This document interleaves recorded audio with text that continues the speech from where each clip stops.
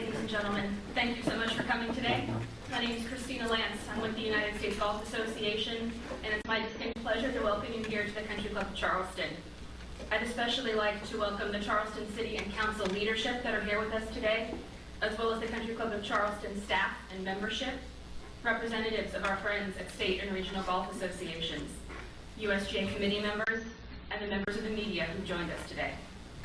Joining me on the dais today, I have USGA President Tom O'Toole Jr., Cord Ford, President of the Country Club of Charleston, Charleston Mayor Joe Riley, Helen Hill, Executive Director of the Charleston Area Convention and Visitors Bureau, and Elliot Summey, Chairman of the Charleston County Council. We are also honored to be joined by Mayor-elect Jeff Tecklenburg,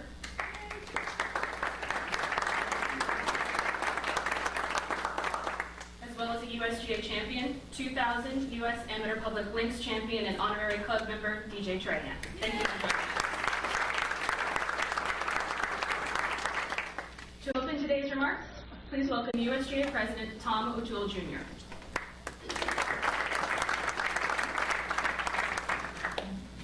Christina, thank you. As I told a Gus group of members last night, we are so excited to be here in Charleston at this storied and esteemed club to make this exciting announcement today. So thank you to the media for joining us, and thank you for telling a story that will unravel between now and 2019. Those of you that were here last night will indulge me as I'll touch on some of the same remarks, but I frequently start these types of discussions with a reminder that it was evidently a cold winter night in New York City in December of 1894 at the Calumet Club when the United States Golf Association was born. And that evening, those leading forefathers decided that there were two primary missions. One, to write and interpret the rules, and to conduct national championships. And here we are 120 plus years later, and what happened in that room in New York City is still at the very fiber of what the United States Golf Association is about. Always nice to be in the room of a USGA champion, but that is what is still a strategic and primary mission of our organization. That's why I bring particular excitement to be able to come here again and make this announcement today. Now, we've evolved a little bit since that winter night in 1894. We do have more rulemaking functions than just the playing rules, equipment standards, amateur status, handicapping, and we've also evolved to 13 national championships.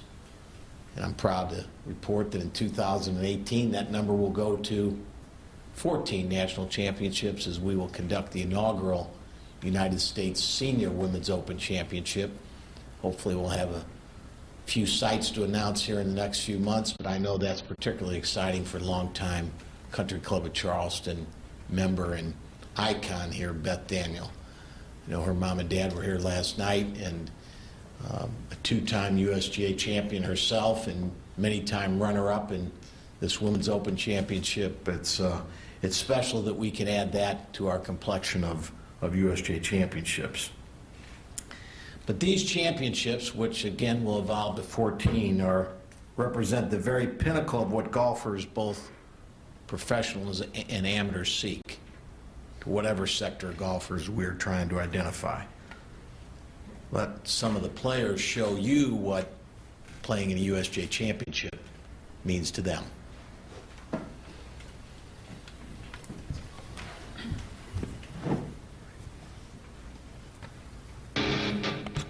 The fact that it is our national championship.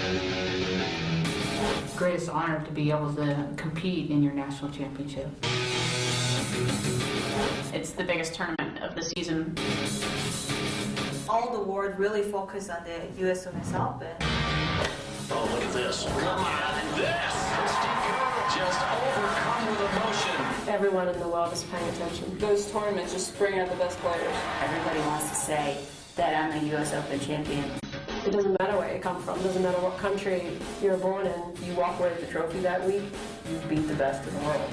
You've seen so many great names through the history of golf lifting that trophy.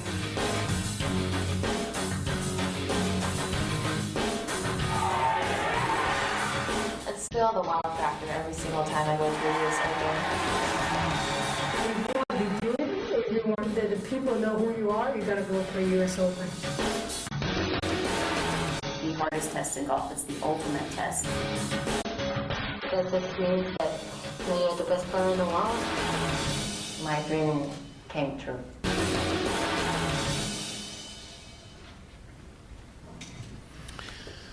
What an experience, what excitement, and we're honored to bring that experience and excitement to the city of Charleston, South Carolina. With that, on behalf of the United States Golf Association, our executive committee, particularly our championship committee, and our staff, it is my distinct honor and pleasure to share with you that the 2019 United States Women's Open Championship will be conducted right here at the Country Club of Charleston, May 30 through June 2nd, 2019. Give yourselves a round of applause.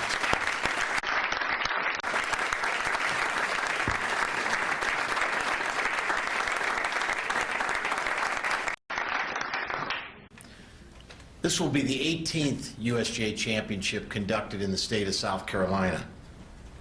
2019 will mark the 74th playing of the United States Women's Open Championship. As I said last night, clearly the most prestigious championship in women's golf. It brings together players from around the world, both professional and amateur, in a world-class golf facility like this with great competition. 2 points I would hope you'd leave here with today, and again, ones that I made last night, is number one, ladies and gentlemen, the Women's Open Championship is the biggest production in women's championship golf. What will go on here and what this gracious club has invited us to do is to produce not just what happens inside the ropes, but outside the ropes, the biggest production in women's golf. That's an undertaking, it's an imposition, and we at the USGA are so appreciative for that opportunity and that invitation. But secondly, take away from this morning that, again, in the men's game, you can have a healthy debate about which major championships are the most coveted. Whether it's your friends down the road here in Georgia in May, or our United States Men's Open Championship, the PGA of America's Championship, or our partners at the R&A, the British Open Championship. That debate's healthy and it's many times enjoyable to have. But I can tell you that the debate in women's golf is non-existent. The most coveted title in women's golf anywhere in the world is the United States Women's Open Championship. And to think that you have the opportunity to host that at this wonderful club in this storied city is something very, very special. This coveted and storied USGA Championship has brought some of the game's most memorable experiences, like Babe Didrikson-Zaharias, who won the 1954, her third United States Women's Open title by 12 strokes while battling cancer, which took her life 2 years later. In 1967, Catherine Lacoste became the first and only amateur to ever win the U.S. Women's Open Championship, a distinction that still holds today. The game broke through on an international scene in 1987 when England's Laura Davies captured the title in a playoff over Japan's Ayaka Yokohama and the great American Joanne Garner Dickinson, who was trying to win her third U.S. Women's Open title after winning in 1971 and 1976. What golf fan will forget in 1998, the U.S. Women's Open title was won by the then young South Korean Sari Pak in a title over American amateur and Duke standout Jenny Chechirsporn, after not only an 18-hole playoff, but 2 extra holes to decide that championship. In 1998, that championship opened up the game to a new generation of young women in Korea and all over Asia. And of course, many of us remember in 2014 when the women took the stage at Pinehurst number 2, immediately following the men, and Michelle Wie won her first major hard-earned title victory. And I can tell you, ladies and gentlemen, what happened that Sunday and that week in Pinehurst, North Carolina, elevated women's golf to an elevation and spot that it's never enjoyed before. Now, we're excited to bring this championship, one full of history, to this equally historic club and city. This will be the second USGA championship held at the Country Club of Charleston, of course, following that very exciting 2013 U.S. Women's Amateur Championship, which this membership and community recalls well. Emma Talley captured her Women's Amateur title here, and that victory catapulted her onto the 2014 Curtis Cup team, and one where I happened to have the distinct pleasure of refereeing a match where she sunk the final putt that won that match for the American side.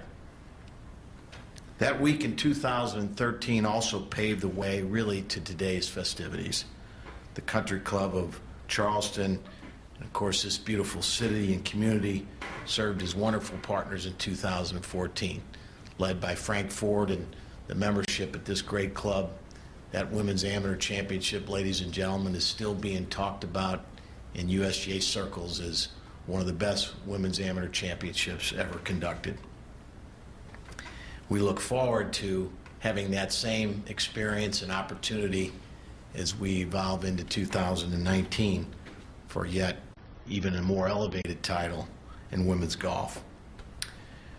Cords, on behalf of everybody at the USGA and to all your fellow members at the Country Club of Charleston, please accept our sincere thanks for inviting us to this storied club for this great championship. This is a world-class facility.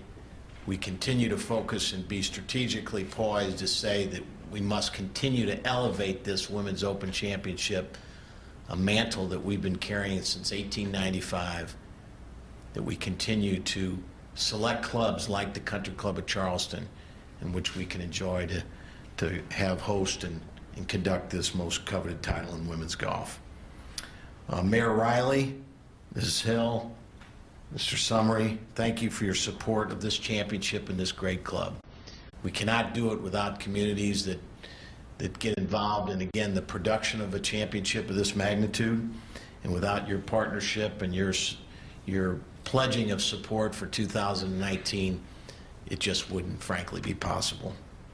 And finally, to all of the Charleston and Carolinas golf community, you've provided an overwhelming support of the players for the Women's Amateur, and we appreciate the fact that you've pledged the same and similar hospitality for 2019, as again, women from around the world will come here to compete for this most important prize.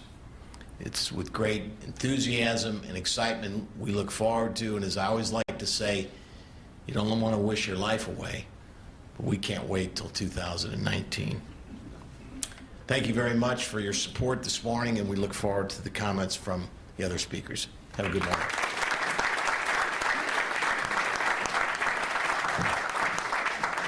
Thank you, Tom.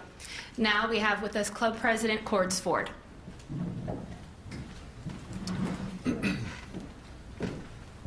Thank you, Christina.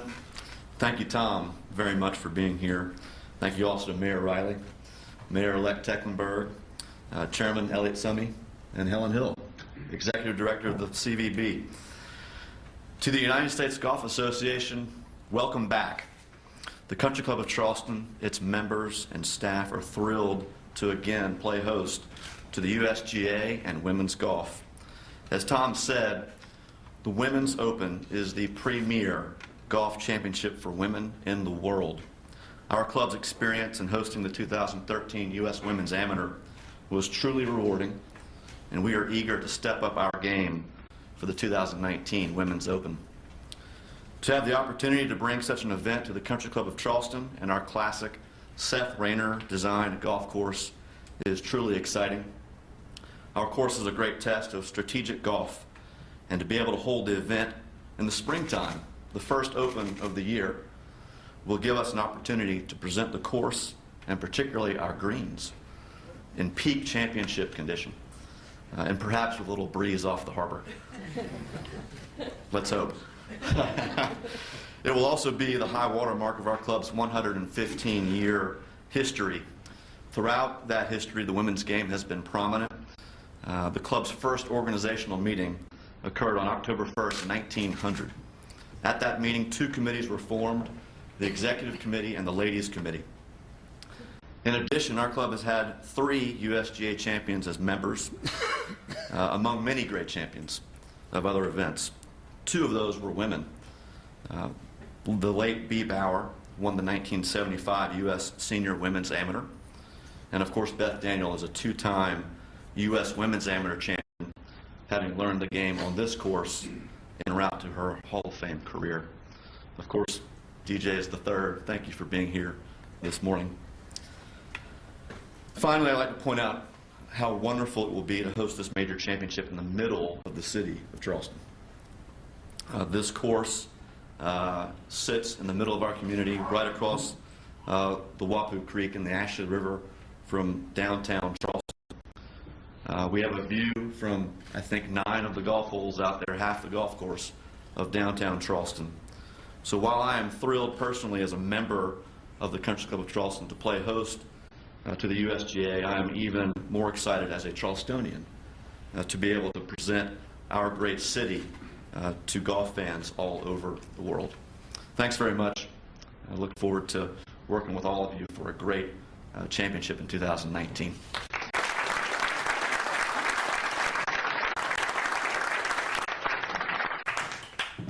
Thank you, Cords. We're very excited to be coming back. And now, happy to introduce to you Mayor Joe Riley.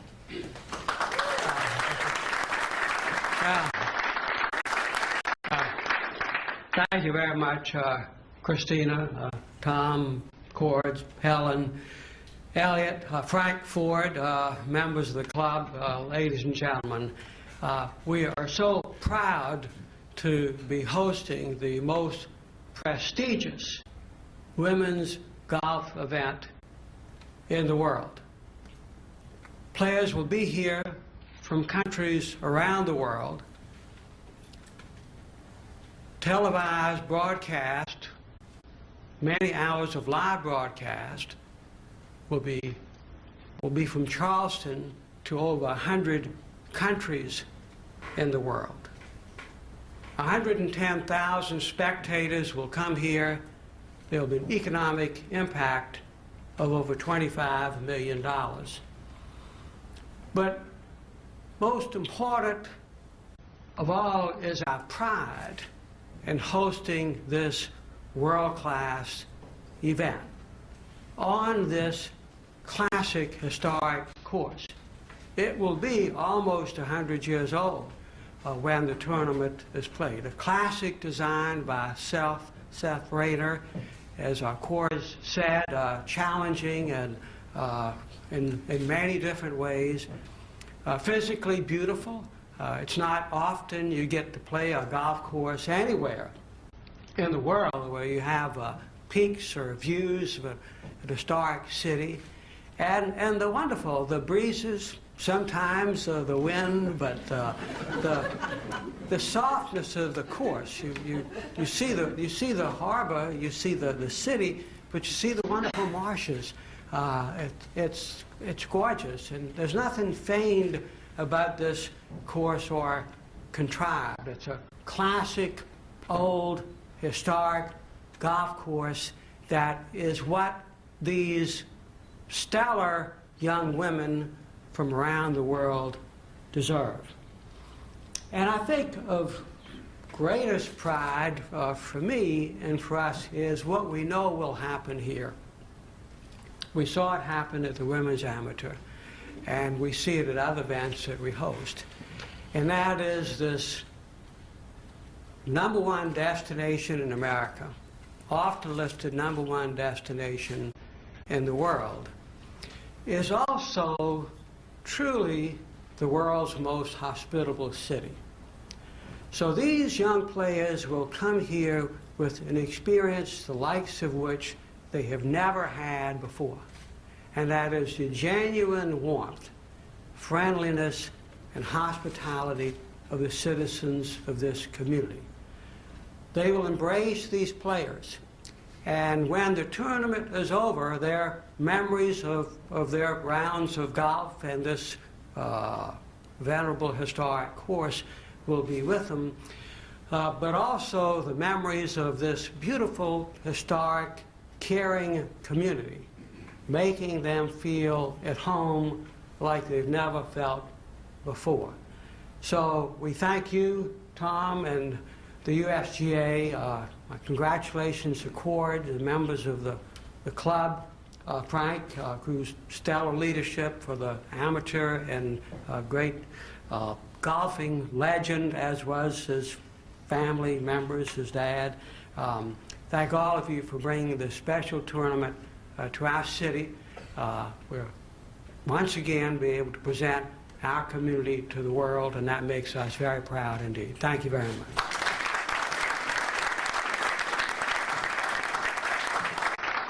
Thank you so much, Mr. Mayor. We appreciate your support. Now, we're going to have Executive Director of the CVB, Helen Hill. Hello, good morning. Okay, I want everybody to look out that window. Ladies and gentlemen, it is December 1st, and it's 70 degrees.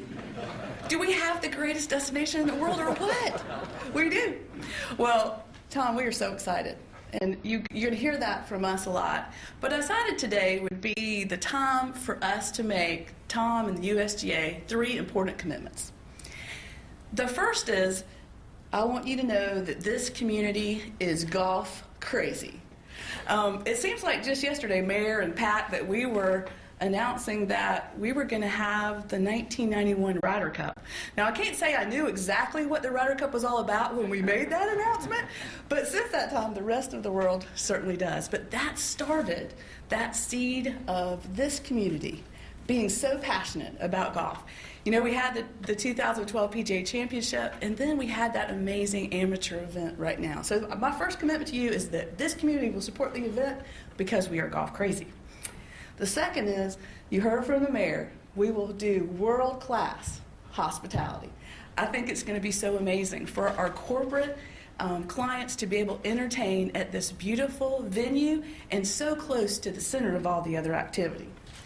But probably the most important commitment that I can make to you is for you to know that in South Carolina, girls rule. And it's just true. You know, it's true. I mean, many of you know we have a girl who's our current governor who cannot wait to cheer on the players when they get here. We're building these amazing wide-body aircraft right up in North Charleston, and there's actually a girl in charge of that plant. You know, we have our wonderful sports commission, and there's a girl in charge right back there. Sitting in the audience is a Vice President Sandy Cooper, happens to be a girl. We're going to be building some amazing cars, Volvo, and the girl in charge of building the plant is a girl. And right in the other half of Charleston, we have the amazing tennis tournament, the Volvo Open presented by Family Circle, world-class women's tennis event. So I will tell you the secret to all that is because girls rule, it's because in South Carolina, gentlemen know how to support women's athletics. And you don't have to look any farther than your club president, who I see supporting his girls all the time, the grandfather. Look at my friend Luther over there smiling. Gentlemen in South Carolina believe in women's athletics, and more importantly, they know how to treat a lady. So girls rule for a good reason. So with those 3 commitments, we're going to have a great time with some great support from this community. We're going to have amazing hospitality. And you just let the girls know that in South Carolina, the gentlemen know how to treat them right.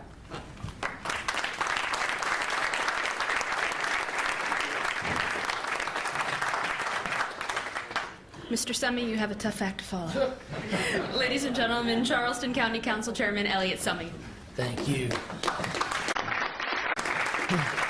Normally I make a rule when we go to make an economic development announcement. I tell Steve, I never go after my father, and I never go after Joe Riley. And now I got to add Helen to the list. And I'll be honest with you, I don't know what's more exciting for me, the fact that the championship's coming here or our North Charleston boys actually standing at a podium at the Country Club of Charleston. Mayor, you can change the world. You proved it. And before we get on to the business, let me say, too, and I know this has kind of been the last few months has been a little bit of this, but Mayor, you've done it again and again and again. And I can't tell you how much I thank you for making my job easy. It's people like you and leaders like you. I don't have to recreate and make these wonderful things. I don't have to go and woo these folks. You've already done it. All I have to do is go and execute and make sure I don't screw it up. And I thank you for all of your leadership and how hard you work, even to this day, to make this community so special for us.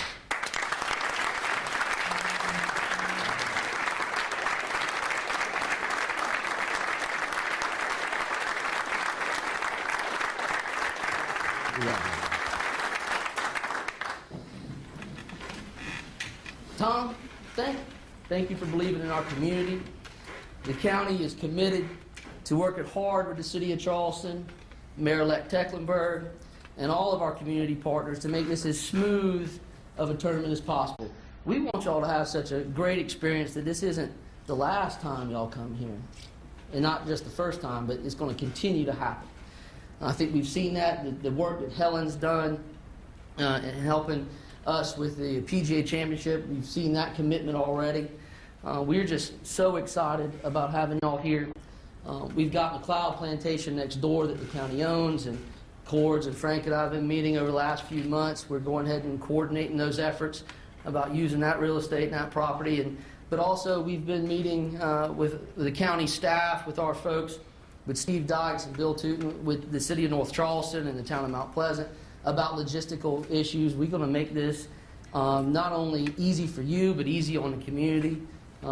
We've met with the sheriff's office. We're going to coordinate these traffic, make sure things are easy for you getting in and out of here.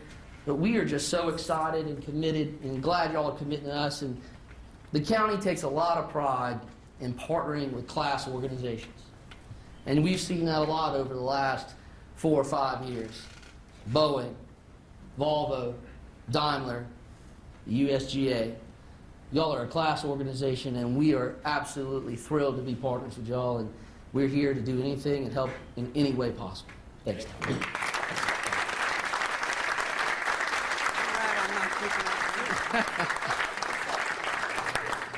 Thank you very much, Mr. Chairman. We appreciate your support. At this time, I'll open the floor to any questions you might have from anyone out here. Feel free to raise your hand and let me know we can call on you. Don't everyone speak at once? Yes, sir, right here in the middle. So this is a question for Tom. Tom, what are the average per year, average weekly tickets distributed for these championships? For a Women's Open Championship. Well, Matt Sawicki, who handles our production, as I mentioned earlier, of this great championship matters mostly outside the ropes, and his liaison with the club can tell you. But first off, it fluctuates depending on the site. And so Matt and his team have done some in-depth review and understanding of the property and the plant facility that surrounds here at the Country Club with Frank. And so Matt, you want to give some specifics to that, Colin? Absolutely, Tom. We're actually coming off a record year where we had 135,000 spectators in Lancaster, Pennsylvania. It's fair to expect somewhere between 115 to 140,000 over the course of the week. Any additional questions? Yes, sir. Do you expect any course modifications or changes? Well, we always have a provision in our contract that a good counselor could tell us that was negotiated. But, we really don't anticipate any changes. I think the club will probably make some changes that they would like to make and contemplate, as they've done here for decades, always to improve their really gem storied and historic golf course. And venerable is the mayor used. I like that term. So they'll continue to do that. But the USGA didn't place any restrictions on the club as to, listen, you could go out there, that Bermuda might be going a little dormant, but you could go out there tomorrow and play this championship at this great club with very little modification. We might want to get the greens, I don't know what they're rolling at now, Mr. President, but we might want to get them mowed down slightly, but... slow them down.